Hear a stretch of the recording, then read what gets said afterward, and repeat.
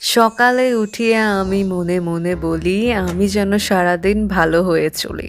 তো এই কবিতাটা আপনারা কমবেশি সবাই ছোটবেলায় পড়েছেন।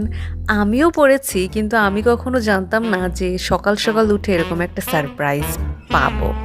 তো লিটারালি দেখতেই পাচ্ছেন, সারপ্রাইজটা ছিল একটা আনসাডেন প্ল্যান্ড ট্রাভেলিং নিয়ে। অ্যান্ড ট্রাভেলিংটা কোথায় যাচ্ছি, মানে আমার ডেস্টিনেশনটা আসলে কোথায়, সেটা আপনারা একটু পরেই দেখতে পাবেন।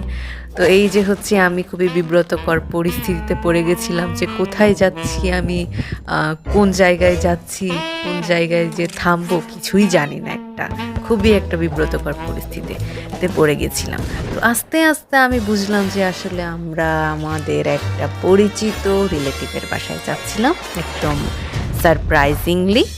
আর এই যে আমি জাস্ট যতটুকু পারছি প্রমাণস্বরূপ ভিডিও করে রাখছি যে যেই পথ দিয়ে যাচ্ছি এই পথগুলো আসলে আমার মনে থাকবে না পরে। তো ভাবলাম একটু ভিডিও করে রাখি, যে পরে যদি আমি পথ হারাই যাই তাহলে হচ্ছে এই ভিডিওগুলো দেখে দেখে আবার বাড়িতে ফিরে আসবো। ঠিক আছে, এরকম একটা বিষয় ছিল। আর এই যে রাস্তার মাঝখানেই দেখলাম একটা পুকি বাস, মানে গোলাপি রঙেরও এখন বাস। কি দিন দুনিয়া পড়ে গেল ভাই। আচ্ছা, লাল রঙের বাস নিয়ে আর কথা বলবো না, কজ ওটা আমরা কম বেশি সবাই জানি, বাট পুকি বাসগুলো একটু খুবই কম। আর যেতে যেতে মাঝখানে ভাবলাম, মানে মনে হচ্ছিল যে কক্সবাজারে চলে আসছি বা সেন্ট মার্টিনে চলে আসছি, মানে এত ডাব।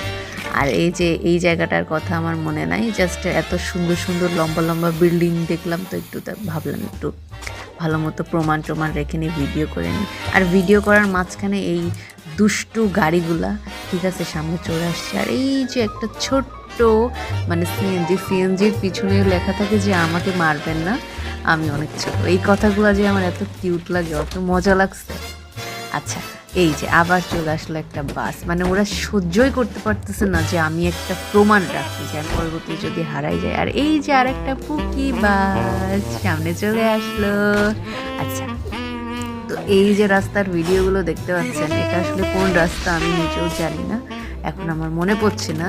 তো এই যে সারি সারি পুকি বাস, অ্যান্ড এই যে একটু খালি রাস্তা পেলাম, অ্যান্ড ওই যে একটু দেখতে পাচ্ছিলাম, মানে আমি কি আর বলবো, সিএনজিতে ওঠার পরে মনে হচ্ছে আমি প্লেনে উঠে পড়ছি। যদিও আমার প্লেনে ওঠার অভিজ্ঞতা নাই, বাট আমাদের সিএনজি আলা কিন্তু সিএনজি আলা ছিল না, ইনি একটা পাইলটই ছিল। মানে এত জোরে জোরে যাচ্ছিল, সাই সাই করে, মনে হচ্ছে 1 ঘন্টার রাস্তা 2 মিনিটে পৌঁছাই দিবে, এরকম একটা বিষয়, এত জোরে চলতেছিল। আর এই যে এটা একটা এভিয়েশন সেন্টার, আমি অল্প একটু তুলতে পারছিলাম, বেশি তুলতে পারি নাই, অনেক জোরে চলতেছিল। আর এই যে কিছু কিছু জায়গা